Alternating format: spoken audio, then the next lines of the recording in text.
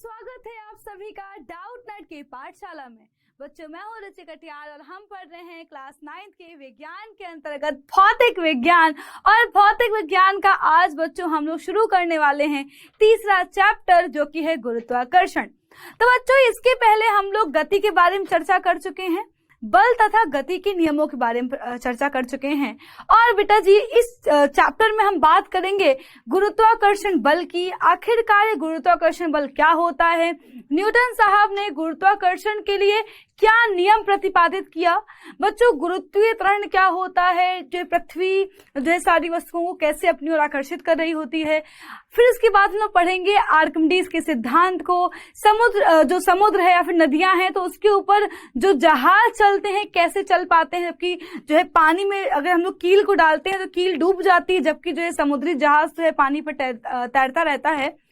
बच्चों, इस तरह के जो है बहुत सारे कॉन्सेप्ट जो है हम लोग इस चैप्टर में पढ़ेंगे। तो बच्चों, इस चैप्टर बहुत ही इंटरेस्टिंग और बेटा जी बहुत ही इंपॉर्टेंट भी है। तो शुरू करते हैं। और बच्चों, आज है हमारे चैप्टर का लेक्चर नंबर 1, जिसमें हम बात करेंगे न्यूटन के सार्वत्रिक नियम की। ठीक है, चलिए तो शुरू करते हैं। सबसे पहले इस चैप्टर में हम क्या पढ़ेंगे बच्चों? इस चैप्टर में हम पढ़ेंगे गुरुत्वाकर्षण बल क्या है, आखिरकार ये कौन सा बल है, ये बल आया कहां से, लोगों ने इसके बारे में सोचना कहां से शुरू किया, इसके बारे में बात करेंगे। इसके बाद बच्चों हम देखेंगे गुरुत्वाकर्षण का सार्वत्रिक नियम, जो कि बेटा न्यूटन साहब ने दिया था, तो उसको हम कहते हैं न्यूटन का सार्वत्रिक नियम भी कहते हैं। इसके बाद बच्चों हम बात करेंगे मुक्त पतन की। मुक्त पतन के साथ हम बात करेंगे कि आखिरकार ये गुरुत्वीय त्वरण क्या होता है, और इसके साथ ही साथ बच्चों हम देखेंगे गुरुत्व प्रभाव में वस्तुओं की गति देखेंगे। इसके बाद बच्चों हम देखेंगे कि आखिरकार द्रव्यमान क्या होता है, भार क्या होता है, आखिरकार किसी भी व्यक्ति का जो वजन है वो बच्चों ग्रहों के साथ बदलता कैसे है ना, इसके बारे में चर्चा करेंगे। इसके बाद बच्चों हम देखेंगे आर्किमिडीज के सिद्धांत को। इसके बाद बच्चों हम बात करेंगे आपेक्षिक घनत्व की, और बेटा जी साथ ही साथ हम लोग जो है न्यूमेरिकल्स भी सॉल्व करेंगे। तो शुरू करते हैं। और बच्चों, आज की क्लास का जो टॉपिक है वो है गुरुत्वाकर्षण बल का परिचय और न्यूटन का सार्वत्रिक नियम। तो बच्चों चलिए क्लास की शुरुआत करेंगे। तो बच्चों, सबसे पहले सोचने वाली बात है कि यार हम लोग जो है अगर किसी भी वस्तु को अगर ऊपर की ओर उछालते हैं तो क्या होता है, वस्तु हमेशा नीचे की ओर जाके गिरती है ना, ऑब्वियस सी बात है। तो बच्चों ये बात जो है कहीं ना कहीं न्यूटन थे, उनके दिमाग में ये बात कहीं ना कहीं चल रही थी कि आखिरकार ऐसा क्यों होता है। ठीक है, और बच्चों ये एक छोटी सी स्टोरी भी फेमस है कि भाई जो न्यूटन साहब थे वो जो है बगीचे में बैठ के पढ़ रहे थे, उनके ऊपर एक सेब गिरता है तो जो है उनका दिमाग खराब हो जाता है। फिर वो सोचते हैं कि यार सेब के नीचे ही क्यों गिरा, इधर उधर भी गिर सकता था, या फिर जो है वो वापस ऊपर ही जा सकता था, लेकिन वो नीचे क्यों आया। तो बच्चों इस बारे में जो है बेटा उन्होंने सोचना शुरू किया। इसके बाद बच्चों एक बात और थी कि जैसे कि चंद्रमा है, ठीक है, या जो है हमारी पृथ्वी को ही मान लो, या किसी भी जो है ग्रहों को बेटा मान लो, तो सारे ग्रह क्या कर रहे हैं बेटा, वृत्ताकार पथ में घूम रहे हैं। सबको पता है कि बच्चों जो हमारी पृथ्वी है वो सूर्य के चारों ओर चक्कर लगाती है, जो चंद्रमा है वो पृथ्वी के चारों ओर चक्कर लगाता है। तो आखिरकार क्या यहाँ पर कोई बल है, क्या यहाँ पर कोई बल है? तो आप कहोगे मैम आपने तो पढ़ाया था, हम लोगों ने पढ़ा था, हम लोगों ने जो है जड़त्व का नियम पढ़ा हुआ है कि अगर कोई वस्तु गति करती है तो वो गति करती ही रहेगी। तो मैम हो सकता है कि ये जितने भी हमारे प्लैनेट्स हैं वो सब गति कर रहे हैं, इसलिए गति करते जा रहे हैं, यहाँ पे बल की आवश्यकता क्या है? बिल्कुल सही कहा आप लोगों ने, बिल्कुल सही सोचा कि भाई अगर जो है ये प्लैनेट्स हमारे कभी जो है एकदम से तेजी से घूमे, कभी एकदम स्लो से घूमे, है ना, तो भाई सही बात है कि अगर अपनी गति में परिवर्तन करें तो भाई जो है हम लोगों को बल की आवश्यकता पड़े। क्या लगता है कि जो है ये इनकी जो गति है वो एक समान गति है? एक समान गति है, दिमाग लगाओ, क्या एक समान गति है? अब जरा बच्चों याद करो, मैंने आपको समझाया था वृत्ताकार बेटा जो पथ होता है उसमें बेटा गति कैसे होती है, तो दिमाग लगाओ भाई। सपोज कर लो ये है तुम्हारी पृथ्वी, ठीक, और ये है चंद्रमा, जो पृथ्वी के चारों ओर बेटा किसमें जो घूम रहा है, ये घूम रहा है एक वृत्ताकार मार्ग पर, ठीक, वृत्ताकार मार्ग पर घूम रहा है। तो अगर अब मैं गायब कर दूं इन चंद्रमा और पृथ्वी को और केवल तुम्हें दिखाऊं वृत्ताकार मार्ग, ठीक, अब तो यहाँ पर ध्यान दो, अगर मैं इस बिंदु पर मान लो ये बिंदु ले लो, अगर इस बिंदु पर मैं बेटा क्या करूं, अगर बेटा मैं इस बिंदु पर स्पर्श रेखा खींचूंगी तो बेटा इसका मतलब क्या है, ये अभी इधर गति कर रहा है। अगर मैं स्पर्श रेखा खींचूं तो ये अभी क्या है, गति इधर है। अगर मैं यहां पर स्पर्श रेखा खींचूं तो गति इधर है। यहां पर अगर मैं स्पर्श रेखा खींचूं क्या है, गति इधर है। तो अगर बच्चों हम लोग, अगर बेटा हम लोग ध्यान से देख पा रहे हो तो यहां से तुम्हें साफ साफ दिख रहा होगा कि बच्चों जो गति की दिशा है, गति की दिशा में परिवर्तन हो रहा है। और तुम्हें पता है कि दिशा में परिवर्तन अगर करना है तो तुम्हें बल लगाना पड़ेगा। बिना बल के भाई क्या जो है तुम्हारा जो है वेग को तुम परिवर्तित कर सकते हो। आप कहोगे हाँ मैं बिल्कुल सही कहा। बच्चों याद करो हमने क्या पढ़ा था कि जो वेग होता है वो सदिश राशि होती है बेटा, वो निर्भर करती है परिमाण और दिशा दोनों पर। मान लेते हैं भाई कि जो हमारी पृथ्वी है या फिर जो हमारा चंद्रमा है वो एक ही स्पीड से चक्कर लगा रहा है, लेकिन उनकी दिशा तो परिवर्तित हो रही है ना, दिशा में तो फर्क आ रहा है ना।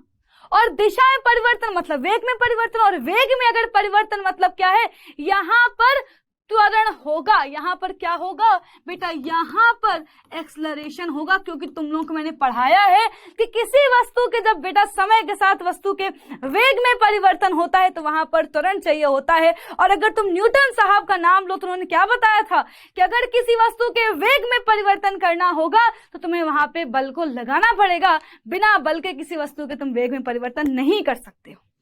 तो अब जरा यहां पर दिमाग लगाओ कि भाई ये बल कहां से आया, कौन सा बल। तो बच्चों न्यूटन साहब ने सोचना शुरू किया कि अच्छा सच में ऐसा ही हो रहा है क्या। मतलब इसका ये है बच्चों कि एक बल है बेटा, एक बल है जो बच्चों जो ये बेटा एक ऐसा बल है जो बच्चों इन सबको सूर्य की ओर खींच रहा है। कौन सा बल है, ये आकर्षण बल है। अगर प्रतिकर्षण बल होता तो वो दूर भगाता है ना, लेकिन आकर्षण बल हम लोग क्यों कह रहे हैं, क्योंकि यार जितने प्लैनेट्स हैं वो सब सूर्य के चारों ओर चक्कर लगा रहे हैं। सही बात है, सूर्य के चारों ओर चक्कर लगा रहे हैं। अब अगर सूर्य के चारों ओर चक्कर लगा रहे हैं मतलब क्या है, ये सब सूर्य से बंधे हुए हैं। और बेटा बंधे हुए मतलब क्या है, ये लोग बेटा आकर्षित हैं। किससे, सूर्य से आकर्षित हैं। तो हम क्या कह सकते हैं यहाँ पर कि यहाँ पर भैया आकर्षण बल लग रहा है। और ये आकर्षण बल, ये बेटा आकर्षण बल जो है बेटा, इस जो ये आकर्षण बल बेटा लग रहा है वो जो किधर लग रहा है, केंद्र की ओर लग रहा है। अगर मैं केवल तुमसे सिर्फ और सिर्फ अगर मैं तुमसे पृथ्वी और चंद्रमा के बारे में बात करने के लिए कहूं तो बच्चों इसका मतलब क्या है बेटा, लगातार जो पृथ्वी है वो चंद्रमा को अपने केंद्र की ओर बेटा खींच रही है। और बेटा इस बल को हम लोग कहते हैं अभिकेंद्र बल। क्या कहते हैं बेटा, इसको हम लोग कहते हैं अभिकेंद्र बल। इसका मतलब क्या है बच्चों, केंद्र की ओर आकर्षण बल लग रहा है, अभिकेंद्र बल बच्चों कहते हैं। ठीक है, इसका मतलब क्या है कि केंद्र की ओर एक आकर्षण बल लग रहा है। ठीक बच्चों, वही अभिकेंद्र बल जो है बेटा सूर्य लगा रहा है पृथ्वी पर और बाकी सारे ग्रहों पर। इसलिए बच्चों क्या हो रहा है, ये बेटा जो है सबके सब सूर्य के चारों ओर चक्कर लगा रहे हैं। और अगर ये अभिकेंद्र बल ना होता तो बच्चों सूर्य बेटा जो है, जो सूर्य से जो पृथ्वी है, या फिर हम कह सकते हैं कि पृथ्वी के सापेक्ष जो चंद्रमा गति कर रहा है बच्चों, चंद्रमा बेटा पृथ्वी से दूर चला जाता, बिल्कुल सीधी रेखा में गति करता हुआ चला जाता। वृत्तीय पथ पर गति कर रहे हैं। क्यों? क्योंकि पृथ्वी की बेटा, पृथ्वी क्या कर रही है, इनके ऊपर एक आकर्षण बल लगा रही है। यह आकर्षण बल किधर लग रहा है, आकर्षण बल केंद्र की ओर लग रहा है। इसको हम बोलते हैं अभिकेंद्र बल। अभिकेंद्र बल की वजह से चंद्रमा पृथ्वी के चारों ओर वृत्तीय पथ पर, या कह सकते हैं वृत्ताकार मार्ग पर चक्कर लगाता है। अगर इस अभिकेंद्र बल को तुम गायब कर दो तो क्या होगा बेटा, चंद्रमा पृथ्वी से दूर बेटा एक सीधी रेखा में चलता हुआ चला जाएगा, चलता हुआ चला जाएगा, चला जाएगा, चला जाएगा। आई बात समझ में? अब बच्चों इतनी बात तो तुम्हें समझ में आ गई है कि बेटा जी आकर्षण बल यहां पर है, ठीक, और बेटा इसी आकर्षण बल को हम कहते हैं गुरुत्वाकर्षण बल। बच्चों सेम चीज जो है बेटा जो है सेब के लिए भी थी कि जो सेब था वो जो है बच्चों न्यूटन साहब के सर पर इसलिए गिरा क्योंकि जो है बच्चों इस बेटा जो है सेब को बेटा पृथ्वी अपनी ओर खींच रही है और गुरुत्वाकर्षण बल के कारण ही बेटा सभी वस्तुएं पृथ्वी की ओर गति करती हैं। गुरुत्वाकर्षण बल के कारण ही सभी वस्तुएं पृथ्वी की ओर गति करती हैं। ठीक, कोई दिक्कत नहीं है, बिल्कुल सही बात है। अब बच्चों न्यूटन साहब ने दिमाग लगाया कि यार हमने जो तीसरा नियम दिया हुआ है, भाई न्यूटन साहब ने तृतीय नियम दिया हुआ है, क्रिया प्रतिक्रिया नियम। अगर एक वस्तु दूसरे पे बल लगाएगी तो दूसरी वस्तु भी जो है पहले भी बल लगाएगी। इसका मतलब क्या, अगर सेब को पृथ्वी खींच रही है, अगर सेब को पृथ्वी खींच रही है तो क्या पृथ्वी को सेब नहीं खींचेगा? बताओ, अगर सेब पर पृथ्वी बल लगा रही है तो क्या बच्चों जो है पृथ्वी पर सेब को बल नहीं लगाना चाहिए? भाई तीसरा नियम तो गलत ही हो जाएगा, उनके यहाँ तो गलत होगा, है ना भाई जो है। फिर तो हम लोग तीसरा नियम काहे को पढ़ेंगे बताओ? तो बच्चों ने कहा करी भाई रुको रुको रुको, यहाँ पर लग रहा है बल, यहाँ पे लग रहा है। पृथ्वी जो है सेब पर बल लगा रही है और जो सेब है वो भी पृथ्वी पर बल लगा रहा है। लेकिन जब तुम सोचो ऊंट के मुंह में जीरा, ऐसी वाली हालत है कि भैया जो है पृथ्वी इतनी बड़ी है, पृथ्वी इतनी बड़ी है बच्चों कि जो है उस पर जो सेब बल लगा रहा है उसका प्रभाव हमें दिखाई नहीं दे रहा, उसका प्रभाव हमें दिखाई ही नहीं दे रहा है। आई बात समझ में? इतनी बातें सबको समझ में आ गई हैं क्या भाई? फिर से सुनो जरा बेटा, जो है सेब नीचे क्यों गिरा? क्योंकि पृथ्वी उसको खींच रही है अपनी ओर, पृथ्वी बल लगा रही है सेब पर नीचे की ओर। तो बच्चों न्यूटन के क्रिया प्रतिक्रिया नियम की बेटा जो है अगर हम बात करें तो क्रिया प्रतिक्रिया नियम के अनुसार, क्रिया प्रतिक्रिया नियम के अनुसार बच्चों जो है सेब जो है बेटा वो भी जो है पृथ्वी को बेटा अपनी ओर खींचता है, अपनी ओर बेटा बल लगाता है। लेकिन बच्चों पृथ्वी का द्रव्यमान ज्यादा होने की वजह से जो सेब का बेटा जो बल है वो नगण्य हो जाता है, सेब का बल नगण्य हो जाता है। तो बच्चों इस प्रकार से बेटा जो है न्यूटन साहब ने एक बहुत ही बेटा बढ़िया जो थ्योरी है वो प्रतिपादित करी। और बेटा वो थ्योरी ये कहती है कि चाहे ब्रह्मांड हो, चाहे धरती हो, चाहे बच्चों विश्व का कोई भी बेटा जो है जगह हो, बेटा इस विश्व में जितने भी कण हैं, जितने भी हमारे आसपास कण मौजूद हैं, वो सारे कण किसी ना किसी जो है दूसरे कण को अपनी ओर आकर्षित कर रहे हैं। मतलब कि अगर दो कण हैं एक दूसरे से किसी दूरी पर तो बच्चे इसका मतलब क्या, उनके बीच कोई ना कोई बल लग रहा होगा। जैसे तुम्हारे बगल में तुम्हारी मम्मी बैठी हुई है तो तुम्हारी मम्मी के बगल में भी एक बल कार्य कर रहा है। अगर आप क्लास में बैठ करके बेटा पढ़ रहे हो तो आपके बेटा और आपके दोस्त के बेटा बीच में जो है एक बल कार्य कर रहा है। तो क्या लगता है कि कल जो पृथ्वी है, कल पृथ्वी का ही जो है बल हम पे लग रहा होगा? अब आप कहोगे मैम ऐसे तो फिर भाई जो है सूर्य तो बहुत बड़ा है, सूर्य तो पृथ्वी से ही बड़ा है, फिर तो हम सूर्य की ओर क्यों नहीं जा रहे हैं, है ना? ऑब्वियस सी बात है। बच्चों एक चीज और है बेटा, जो गुरुत्वाकर्षण बल होता है वो बहुत ही कमजोर बल है, बहुत ही बेटा दुर्बल बल है ना? इसका प्रभाव हमें इतनी आसानी से नहीं दिखेगा। अब बच्चों इसका रीजन क्या है बेटा? इसका रीजन ये है कि देखो जो सूर्य है ना बच्चों वो हजारों किलोमीटर दूर है हमसे। बेटा सूर्य जो है बेटा उसकी दूरी इतनी ज्यादा है हमसे कि बच्चों उसका जो गुरुत्वाकर्षण बल सूर्य के द्वारा लगाया जा रहा है बेटा उसका प्रभाव हम और आप पर दिखाई नहीं देता है।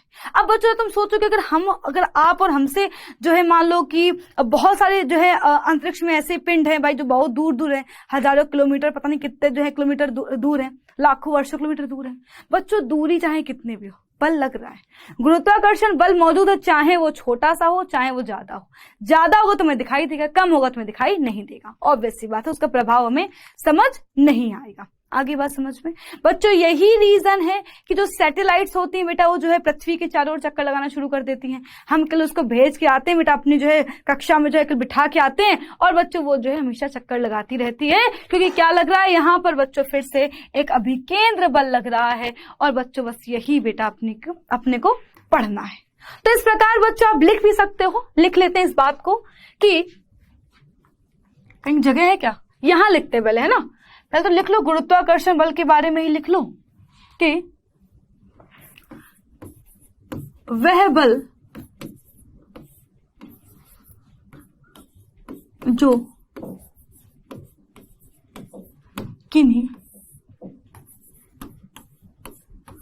किन्हीं दो वस्तुओं के वह आकर्षण बल, लिखो यहाँ पे ज्यादा सही लगेगा, है ना, आगे लिखना नहीं पड़ेगा। वह आकर्षण बल जो किन्हीं दो वस्तुओं के बीच कार्य करता है,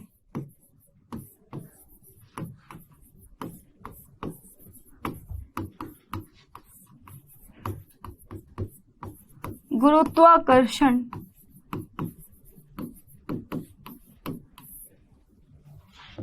बल कहलाता है।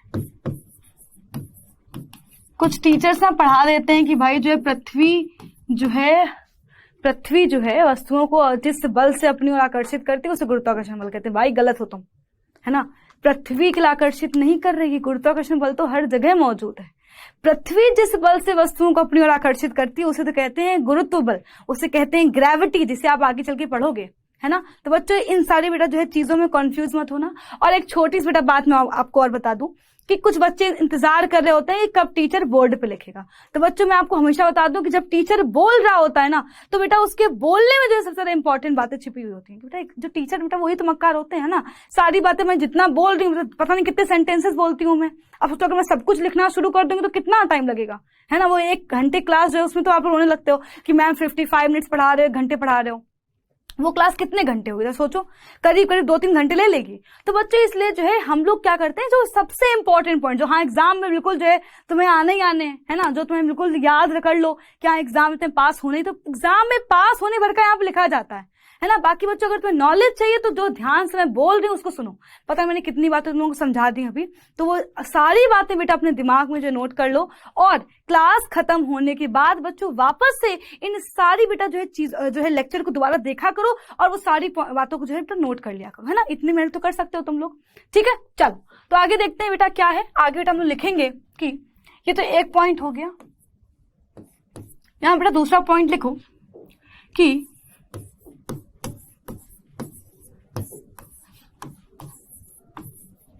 सौर परिवार में,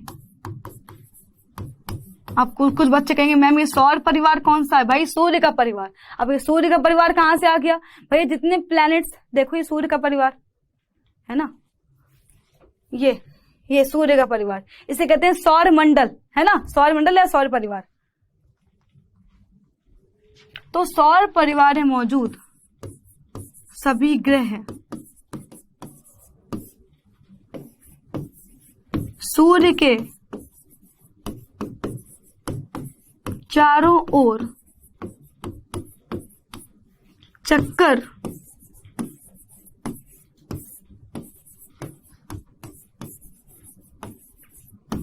अभिकेंद्र बल की वजह से ही लगाते हैं।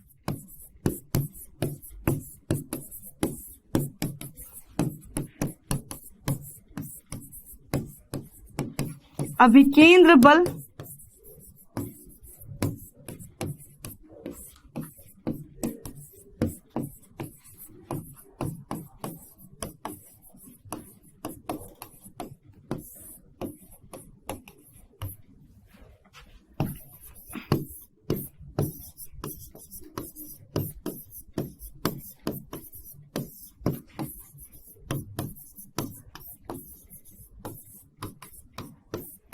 तो बेटा बेसिकली हम लोग ये भी कह सकते हैं कि केंद्र की ओर लगने वाला आकर्षण बल बेटा जो है अभिकेंद्र बल कहलाता है। ये भी बोल सकते हो कि अभिकेंद्र बल जो है बेटा क्या होगा, एक प्रकार का गुरुत्वाकर्षण बल ही है जो केंद्र की ओर कार्य कर रहा था। इसको बोल सकते हैं आकर्षण बल ही बोल सकते हैं, ठीक है। तो चाहे इसको चाहो तो लिखना चाहो तो लिख सकते हो कि अभिकेंद्र बल बेटा क्या है, एक प्रकार का आकर्षण बल है जो केंद्र की ओर कार्य कर रहा होता है। इसको चाहो तो एक बार जो है इस पॉइंट को और नोट कर लो, है ना, यहाँ नोट करा देती हूँ। अभिकेंद्र बल एक प्रकार का आकर्षण बल है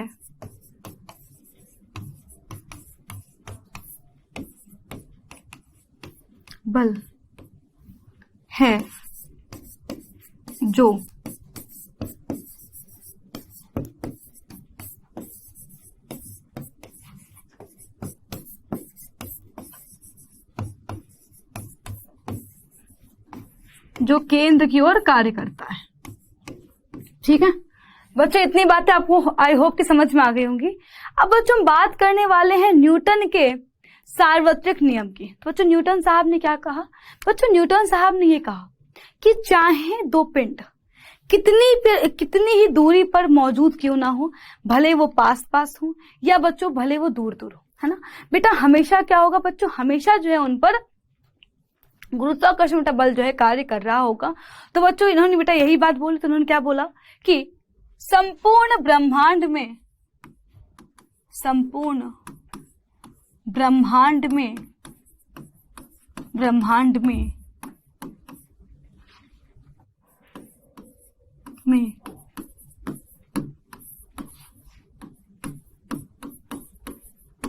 किन्हीं दो पिंडों,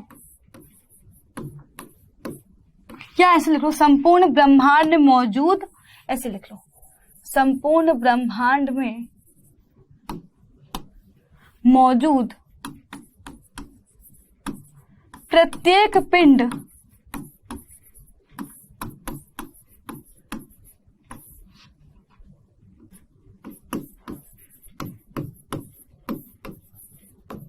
किसी दूरी पर, किसी निश्चित दूरी लिख लो यहां पर, है ना, ताकि प्रॉपर डेफिनेशन के फॉर्म में लगे ये, किसी निश्चित दूरी पर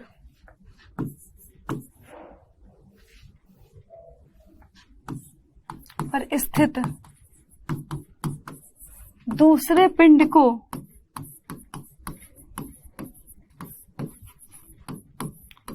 आकर्षित करता है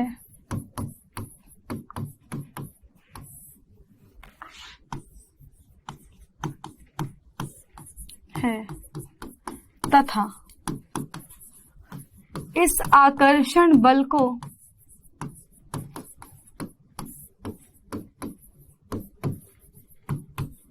गुरुत्वाकर्षण बल कहते हैं।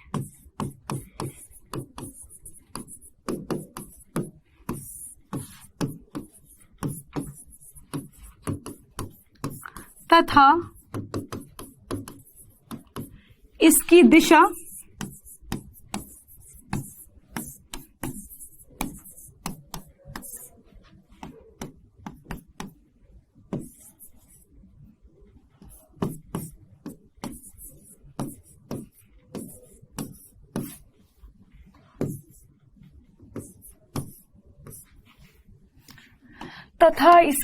दिशा ऐसे लिखो, तथा इसकी दिशा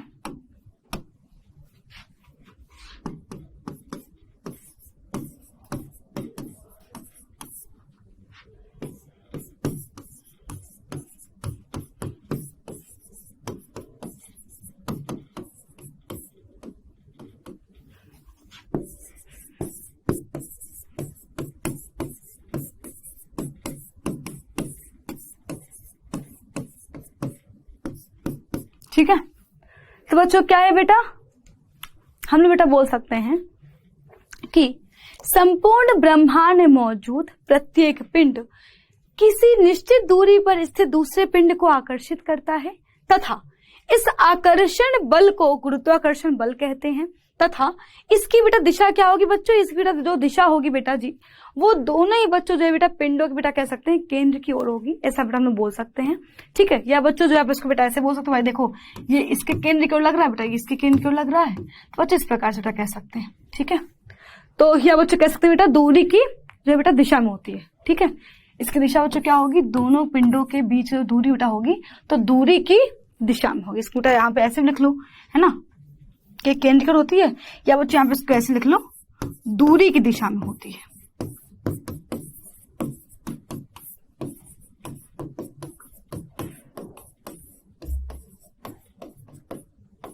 ठीक, चलो आई बात समझ में, इतनी बात आई होप समझ में आ गई होगी। अब बच्चों इसको हम लोग लिखने वाले हैं इक्वेशन के फॉर्म में।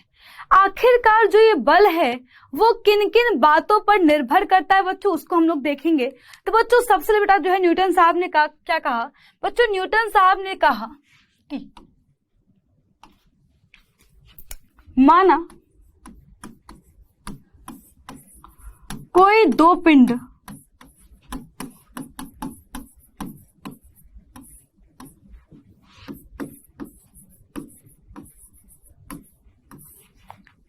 जिनके द्रव्यमान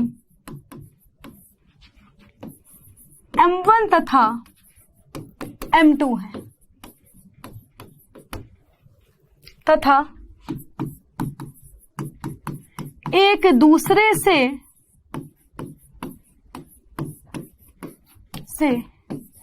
d दूरी पर स्थित है।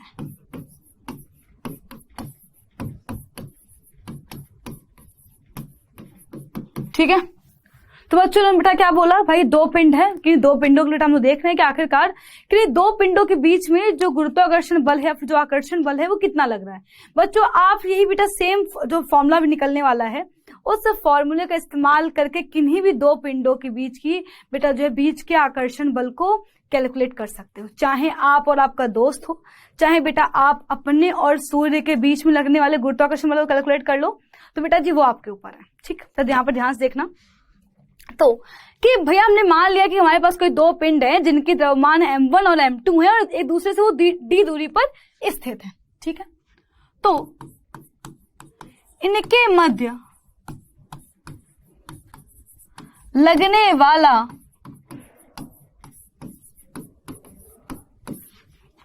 गुरुत्वाकर्षण बल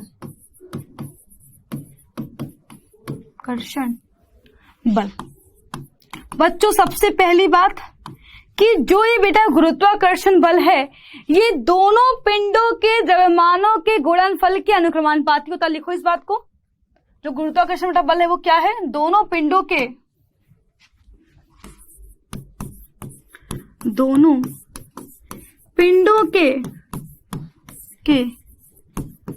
द्रव्यमानों के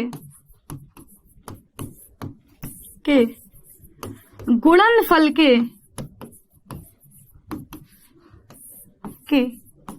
अनुक्रमानुपाती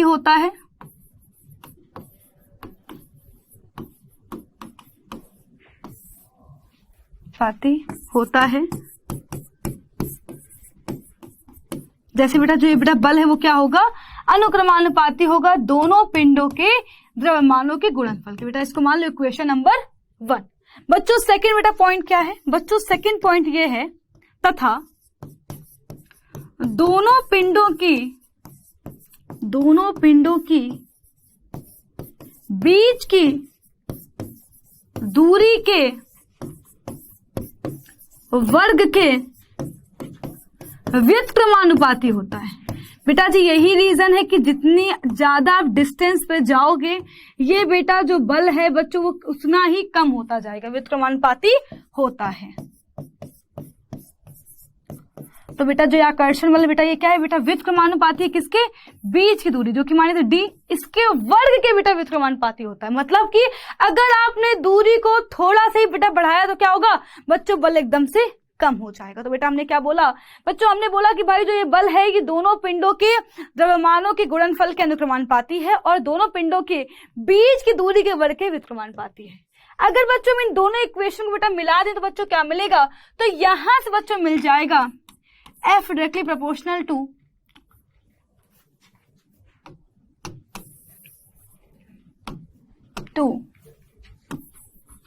M1 M2 बटे डी स्क्वायर। और बच्चों अगर हम यहां से अनुक्रमानुपाती चिन्ह हटाते हैं तो यहां पर बच्चों एक नियतांक आता है कैपिटल G, जिसे बच्चों हम लोग कहते हैं गुरुत्वीय स्थिरांक। तो बेटा जी ये आपका पूरा फॉर्मूला आता है F बराबर कैपिटल G M1 M2 बटे डी स्क्वायर। तो बेटा जी इस फॉर्मूले को ही आपको ध्यान में रखना है और इसी फॉर्मूले की सहायता से हम किन्हीं भी दो पिंडों के मध्य लगने वाले गुरुत्वाकर्षण बल को ज्ञात करेंगे।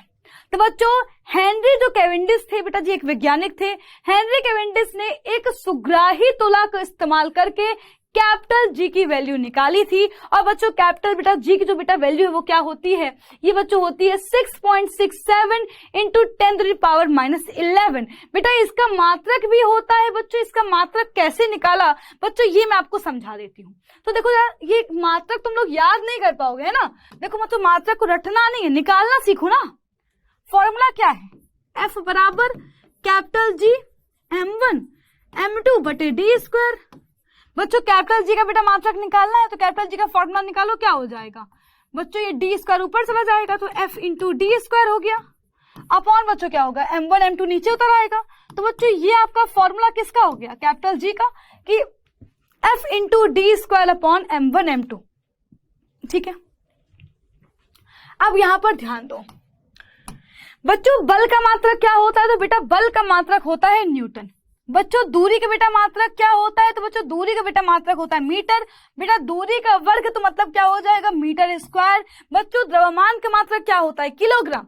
कितने बेटा? किलोग्राम बेटा यहाँ पे हो जाएंगे, M1 का किलोग्राम और बेटा M2 का भी किलोग्राम, तो क्या होगा? किलोग्राम का स्क्वायर। तो बच्चों ये हो गया बेटा कैपिटल जी का SI मात्रक, न्यूटन मीटर स्क्वायर प्रति किलोग्राम स्क्वायर। आप इसको ऐसे भी लिख सकते हो या बच्चों आप इसको ऐसे भी लिख सकते हो, न्यूटन मीटर स्क्वायर किलोग्राम की बेटा घात -2। जब बेटा जो केजी स्क्वायर ऊपर जाएगा तो बेटा घात किसमें हो जाएगी? नेगेटिव में हो जाएगी। तो बेटा ये है इसका मात्रक।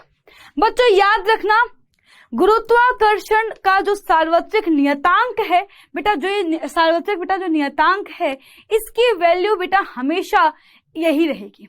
कभी बेटा जो है चाहे आप चंद्रमा पर जाओ, चाहे जो है आप बृहस्पति पे चले जाओ, चाहे बुध ग्रह पे चले जाओ, बेटा जो है जगह बदलने के साथ साथ बेटा जो है कैपिटल जी की बेटा वैल्यू में कोई परिवर्तन नहीं होता है। चाहे आप कितनी दूरी पे चले जाओ, चाहे कितने भी हजारों किलोमीटर दूर जो है दो हमारे पिंड हो, उनके बेटा मध्य में भी इतनी ही बेटा जो है इसकी वैल्यू निकल के आएगी 6.67 इंटू 10⁻11। इस बात को हमेशा ध्यान रखिएगा। तो बेटा न्यूटन का सार्वत्रिक नियम क्या है कि पूरे ब्रह्मांड में, संपूर्ण विश्व में बेटा अगर कोई एक पिंड किसी दूसरे पिंड से किसी निश्चित दूरी पे मौजूद है तो बेटा वो पहला पिंड क्या करेगा? बेटा उन दोनों पिंडों के बीच में एक आकर्षण बल कार्य कर रहा होगा, दोनों पिंडों के मध्य एक आकर्षण बल कार्य कर रहा होगा। और बच्चों इस आकर्षण बल की जो वैल्यू होती है बच्चों वो द्रव्यमान के गुणनफल के बराबर है ना, और बच्चों जो है दूरी के वर्ग के व्युत्क्रम के बराबर होती है। तो F बराबर होता है कैपिटल जी M1 M2 बटे डी स्क्वायर। और बच्चों इसका जो है मात्रक बेटा कैपिटल जी का क्या होता है? न्यूटन मीटर स्क्वायर प्रति किलोग्राम स्क्वायर, और वैल्यू होती है 6.67 इंटू 10⁻11। तो बच्चों बस इतना ही था, है ना। बच्चों न्यूटन का सार्वत्रिक नियम बच्चों खत्म हो गया। इस पर बेस्ड बच्चों कुछ क्वेश्चंस आते हैं, कुछ आंकिक प्रश्न आते हैं, उनको अपन डिस्कस करेंगे। बच्चों इन देखो ये क्वेश्चंस बहुत आसान होते हैं, बस इनकी थोड़ी सी कैलकुलेशन टफ होती है, तो कैलकुलेशन आपको बहुत ही ध्यान से करनी है। क्वेश्चन देखते हैं, कैलकुलेशन करेंगे। तो क्वेश्चन कह रहा है कि दो वस्तुएं हैं हमारे पास, क्या है? दो वस्तुएं हैं जिनका द्रव्यमान 50 किलोग्राम और 10 किलोग्राम। तो भाई हमारे पास जो है दो वस्तुएं हैं, एक है 5 किलोग्राम की और एक है 10 किलोग्राम की। अब कह रहा है कि इनके बीच की बेटा दूरी क्या है? 1 मीटर है। मतलब जो है 1 मीटर बेटा जो है दूरी पर ये दोनों स्थित हैं। अब कह रहा है तो दोनों के बीच में लगने वाले आकर्षण बल की वैल्यू बताओ। तो बच्चों आकर्षण बल क्या हो जाएगा? तो हम लोग लिखेंगे भाई M1 की वैल्यू कितनी है? ये है 5 किलोग्राम। M2 दूसरा पिंड, कितना द्रव्यमान है? 10 किलोग्राम। बेटा दूरी कितनी है? D बराबर 1 मीटर। इनके बीच में लगने वाला बेटा आकर्षण बल क्या होगा? F बराबर कैपिटल G M1 M2 बटे डी स्क्वायर। बच्चों कैपिटल जी की बेटा वैल्यू कितनी होती है? ये होती है 6.67 इंटू 10⁻11। बेटा ये वैल्यू याद हो जानी चाहिए। M1 कितना है? 5। M2 कितना है? 10, सॉरी 50 है, ये 50 था बेटा, 50 यहां लिख लो, 50 है, 50 इंटू 10 है अपॉन बेटा डी स्क्वायर। बेटा क्या होगा? तो ये होगा 1 का स्क्वायर, क्या आ जाएगा? 6.67 इंटू 10⁻11। बच्चों इसको लिख सकते हैं बेटा जी 500। बेटा 500 को क्या लिख सकते हैं बच्चों? हम 500 को लिख सकते हैं 5 गुणे 10 की घात 2। कोई दिक्कत तो नहीं है। 100 को क्या लिख सकते? 10 की घात 2 लिख सकते हैं। बच्चों घातों में यहाँ पे थोड़े से बेटा जो है कैलकुलेशन रहेगी, तो घातें अच्छे से पढ़ लेना, ठीक है। घातों को कैसे जोड़ते हैं, घातों को कैसे घटाते हैं। अब आपको पता है बच्चों कि देखो ये आधार समान है, बेटा क्या होगा? घातें जुड़ जाएंगी, -11 प्लस का 2। आपको पता है बच्चों कि जैसे ही बच्चों आप क्या करोगे बेटा, जैसे ही जो है बच्चों आप इनको प्लस करने जाओगे, तो भाई अब तो इतना तो पता होगा ना कि भाई एक प्लस होता है, एक माइनस होता है, तो बेटा उसका आंसर बच्चों क्या होगा? भाई माइनस हो जाएगा और चिन्ह वही आएगा जो है बड़ा होगा, है ना। तो 11 बेटा जो है बड़ा है, बेटा इसका चिन्ह बच्चों ने नेगेटिव है, तो बच्चों क्या आएगा? चिन्ह ऋणात्मक आएगा। 11 में बेटा 2 कितना आ गया? 9 आ गया। अब बच्चों इसका मल्टीप्लाई कर लो, 6.67 इंटू 5 इंटू 10⁻9। बच्चों मल्टीप्लाई कर लो, देख लो आंसर कितना आएगा। तो यहाँ से कर लो, तो ये हो गया 5 7 35, हाथ से लगा 3, 5 6 30, 3 कितना हो गया 30, 3 33, ठीक है। फिर बचा 3, अपने पास आ गया 5 6 30, 30 बटा कितना हो गया 33, 33 आ रहा है क्या, एक बार चेक कर लेते हैं यहाँ पे इसका आंसर कितना आ रहा है बच्चों। बेसिकली बेटा इसका आंसर बेटा हाँ 33 आएगा, है ना, 33.35 इंटू 10⁻⁹। बच्चों ये बेटा 9 अच्छा लग रहा है बेटा, इसको जो है एक जो है दशमलव की तरह खिसका लेते हैं, तो ये हो जाएगा 3.35 इंटू 10⁻⁻10। बच्चों ये हो जाएगा इनके बीच में लगने वाला बल। अब बताओ इतना कम बल लग रहा है ना, तभी तो बच्चों जो है हम लोगों को कोई फर्क नजर नहीं आता है ना, चाहे अपने दोस्त से कितने भी पास क्यों ना हो, तो इतना कमजोर बल है ना। ये देखो वैल्यू देखो कितनी है, 3.35 इंटू 10⁻⁻10 न्यूटन है। तो बच्चों ये क्या है बेटा, इन दोनों पिंडों के बीच में लगने वाला बेटा जो है आकर्षण बल है, ठीक है। अब बच्चों जो है क्या करना है अपने को, अब बच्चों जो है हम लोग करेंगे एक ऐसे क्वेश्चन और करते हैं और फिर देखते हैं कि इसका आंसर क्या आएगा। आई होप कि आपको समझ में आ गया होगा, ठीक है। चलो आगे बढ़ेंगे। अगला क्वेश्चन बच्चों क्या दिया गया है, तो हमारे पास बच्चों सेकेंड क्वेश्चन है कि पृथ्वी का द्रव्यमान 6 इंटू 10⁻24 है। अच्छा हाँ एक चीज और बच्चों, यहाँ से बेटा एक चीज और रह गई है कि हाँ ये ध्यान रखना कि दशमलव हम लोग बेटा यहाँ पर इसको बेटा एक पॉइंट आगे किया बेटा, यहाँ पे हो जाएगा ये होगा 8 हो जाएगा, इसको बेटा एक आगे किया है, ठीक है। क्या होगा यहाँ पे 8 हो जाएगा। चलो कह रहा है पृथ्वी का द्रव्यमान 6 × 10⁻24 है, चंद्रमा का द्रव्यमान 7.4 × 10⁻22 है। कह रहा है कि पृथ्वी और चंद्रमा के बीच की दूरी 3.84 इंटू 10⁵ किलोमीटर है। तो पृथ्वी द्वारा चंद्रमा पर लगाया गया बल ज्ञात करें और जी की वैल्यू में दी गई है। ये पृथ्वी मान लो, ये चंद्रमा मान लो, ये पृथ्वी अर्थ बेटा, ये एम मून, दोनों का द्रव्यमान दिया गया है बेटा, दोनों के बीच की हमें दूरी भी दी गई है। तो बच्चों पृथ्वी का बेटा द्रव्यमान मान लेते हैं m1,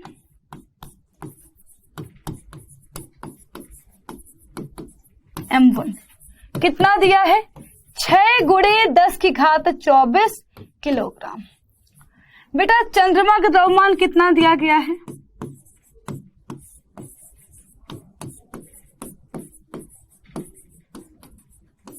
m2 कितनी वैल्यू है 7.4 इंटू 10⁻22 kg। बेटा इनके बेटा बीच की दूरी कितनी है, तो दूरी है 3.84 इंटू 10⁵ किलोमीटर। बच्चों देखो एक चीज और है बेटा, दूरी किलोमीटर में है, जो हमारा फॉर्मूला है बेटा उसमें क्या है बच्चों मीटर है, तो क्या करेंगे दूरी को कन्वर्ट करेंगे मीटर में, तो बच्चों क्या हो जाएगा 3.84 इंटू 10⁵ बेटा, एक बेटा किलोमीटर में कितने मीटर होते हैं, 1 किलोमीटर बराबर 1000 मीटर। और तो बच्चों यहाँ पर बेटा हम लिख सकते हैं 10⁻3। भाई यार देखो कंफ्यूज मत होना, छोटी छोटी बातों में कंफ्यूज नहीं होना है, 1000 मीटर और बच्चों 1000 को लिख सकते हैं 10⁻3, ठीक। तो ये हो जाएगा 3.84 × 10⁸ मीटर। अब बच्चों ये वैल्यूज बेटा अब जो है अपने क्या करना है फॉर्मूले में पुट करना है। तो दोनों के बेटा बीच में लगने वाला बेटा जो है हमें क्या ज्ञात करना है, बल ज्ञात करना है। तो हम क्या बेटा लिखेंगे, बल बच्चों क्या हो जाएगा F बराबर capital G m1 m2 upon d²।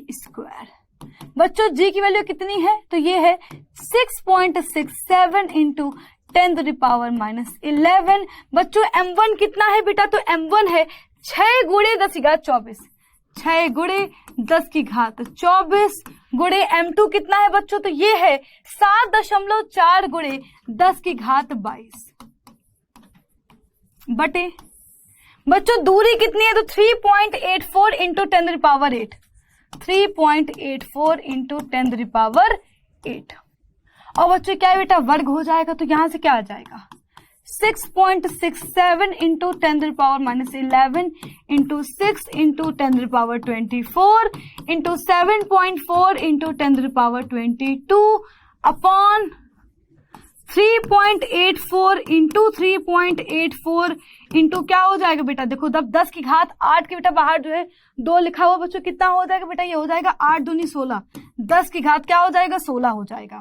ऐसे क्वेश्चन में याद रखना कि आप क्या करो, सबसे पहले जो बच्चों घातों को सॉल्व करो। तो घातों को सॉल्व करेंगे, 6.67 इंटू 6 इंटू 7.4 अपॉन 3.84 इंटू 3.84 गुणे 10 की घात -11 प्लस 24 प्लस 22।